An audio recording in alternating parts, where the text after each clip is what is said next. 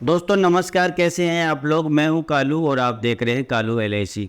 दोस्तों आज की इस वीडियो में मैं आपको ज़बरदस्त जानकारी देने वाला हूं और ये जानकारी आपके बहुत ही काम आएगी अगर आप एक एलआईसी भी करता है तो। दोस्तों अगर एलआईसी अभी करता की एज 21 साल हो गई तो वो एडीओ भी बन सकता है, यानी कि डेवलपमेंट ऑफिसर भी बन सकता है, क्योंकि हमारी एक ब्रांच में अभी 2 एलआईसी के अभिकर्ता एडीओ बने हैं। सबसे पहले मैं आपको बताना चाहता हूं कि एडीओ बनने के लिए 2 एग्ज़ाम देनी पड़ती है अगर कोई एलआईसी का अभिकर्ता नहीं होता है तो, और यदि एलआईसी का अभिकर्ता होता है तो उसे एक ही एग्ज़ाम देनी पड़ती है, यानी कि मेन ही एग्ज़ाम देनी पड़ती है। और 2 एग्ज़ाम होती है, प्री और मेन। तो एलआईसी भी करता होता है तो उसको मेन ही एग्ज़ाम देनी होती है, जो वो एग्ज़ाम भी आसानी से एलआईसी का भी करता पास कर सकता है, क्योंकि वो इंश्योरेंस के रिगार्डिंग उसमें क्वेश्चन आते हैं और एलआईसी का अभी करता काम करते करते इतना एक्सपर्ट हो जाता है कि वो एग्ज़ाम आसानी से पास कर सकता है।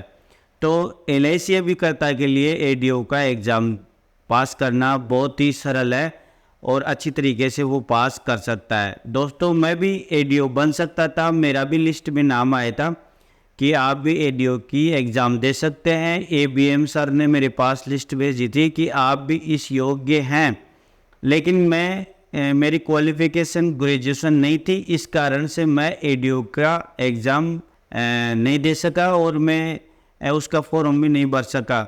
अगर मैं ग्रेजुएशन होता तो शायद मैं भी एडीओ बन जाता, ग्रेजुएशन होता तो, क्योंकि उसमें शर्त यह है कि अगर एलआईसी भी करता है तो भी उसको ग्रेजुएशन होना ज़रूरी है।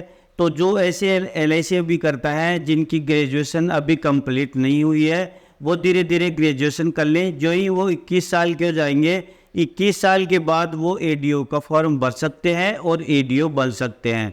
और एडीओ बनने के बाद दोस्तों प्रमोशन होते होते ब्रांच मैनेजर भी बन सकते हैं। और एलआईसी में जो टीम लीडर होता है, एडीओ एक टीम लीडर होता है, उसका कार्य ये होता है कि जो टीम होती है उसको डेवलप करता है, यानी कि डेवलपमेंट ऑफिसर होता है। और वो उसका जो एडीओ का कार्य होता है वो ये होता है कि वो जो अभिकर्ता है वो नए अभिकर्ता लगाता है, वो पॉलिसियाँ नहीं बनाता है एजेंट की जैसे, लेकिन उनकी एक फिक्स सैलरी भी होती है और सैलरी के बाद ऊपर से भी जो इंसेंटिव होता है वो मिलता है और भी बहुत सारी फैसिलिटी मिलती है, गाड़ी मिलती है, बहुत सारी फैसिलिटी मिल जाती है एडीओ को। तो उसका कार्य ये होता है कि फील्ड का ही कार्य होता है, लेकिन ऑफिस में उसके लिए जगह मिलती है और उसको डेली ऑफिस में अटेंडेंस करनी होती है। दोस्तों एलआईसी एडीओ के लिए योग्य अभिकर्ता 4 साल से कंप्लीट, अगर 4 साल कंप्लीट अगर काम करते हुए हो गए होंगे तो वो ही एलआईसी के एडीओ के योग्य अभिकर्ता होता है, यानी कि एलआईसी एजेंट होता है।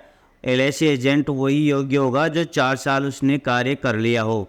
और दोस्तों अगर कोई 18 साल का या 19 साल का अभिकर्ता होता है तो 21 साल होते होते 4 साल कंप्लीट भी हो जाते हैं और वो एडीओ के योग्य हो जाता है।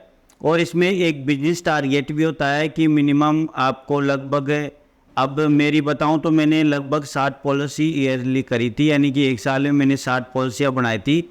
और 60 पॉलिसियाँ बनाने के बाद ही मेरे पास ये आया था, बाकी हो सकता है कम में भी आया हो, लेकिन 60 पॉलिसी में बना रहा था सालाना, तो मेरे पास एडीओ के लिए मतलब मैं पात्र हो गया था दोस्तों, लेकिन ग्रेजुएशन की वजह से मैं नहीं हो पाया। तो दोस्तों इसमें बिजनेस भी करना होता है, तो लगभग 2 लाख रुपए का बिजनेस भी अगर आप कर देते हैं तो 2 लाख रुपए में अगर 10-10 हज़ार रुपये की प्रीमियम भी अगर 20 लोगों की करते हैं तो आराम से 2 लाख रुपए का बिजनेस हो जाता है दोस्तों। तो इस प्रकार से आप एडीओ बन सकते हैं। एक एलआईसी अभिकर्ता को आगे बढ़ने का प्रयास करना चाहिए। वैसे टीम लीडर एक सीएलआई भी बन जाता है, लेकिन सीएलआई में सैलरी नहीं होती है और उसको एजेंसी भी चलानी पड़ती है साथ में और टीम भी डेवलप करनी होती है। तो बजाय सीएलआई के एडीओ बहुत ही बेस्ट है और एडीओ के लिए फॉर्म ज़रूर भरना चाहिए। और अगर ग्रेजुएशन अभी नहीं है, और अगर दोस्तों मैं अगर पहले ग्रेजुएशन कर लिया होता, मैं भी इस जगह चूक गया, अगर मैं पहले ग्रेजुएशन कर लिया होता तो मैं भी एडीओ का फार्म भर सकता था, क्योंकि एलआईसी एजेंट बने हुए मुझे लगभग 15-16 साल हो गई, इससे ज़्यादा ही हो गई, तो मैं एडीओ का फॉर्म भर सकता था। तो दोस्तों अगर आप एक एलआईसी भी करता है तो आप इन 2 चीज़ों का ज़रूर से ध्यान रखें। एक तो आप कार्य करते करते ग्रेजुएशन भी कर लें, और ग्रेजुएशन के साथ साथ आप अपना बिजनेस का भी टारगेट पूरा करते रहें। और अगर आपको एलआईसी का ही कार्य करना है तो इसमें आगे बढ़ने का भी प्रयास करना चाहिए और आगे बढ़ता रहना चाहिए मेरे हिसाब से। तो दोस्तों मैं ऐसे ही एलआईसी के रिगार्डिंग वीडियो बनाता रहता हूं, और एलआईसी की जो नई नई जानकारियां होती है वो भी मैं इस पे देता हूं। और मैं चाहता हूं कि हर एलआईसी अभिकर्ता एक मजबूत एलआईसी अभिकर्ता बने। तो दोस्तों चैनल को सब्सक्राइब जरूर से कर लें और बेल आइकन पे प्रेस कर दें और लाइक भी कर दें। दोस्तों मिलते हैं नेक्स्ट वीडियो में।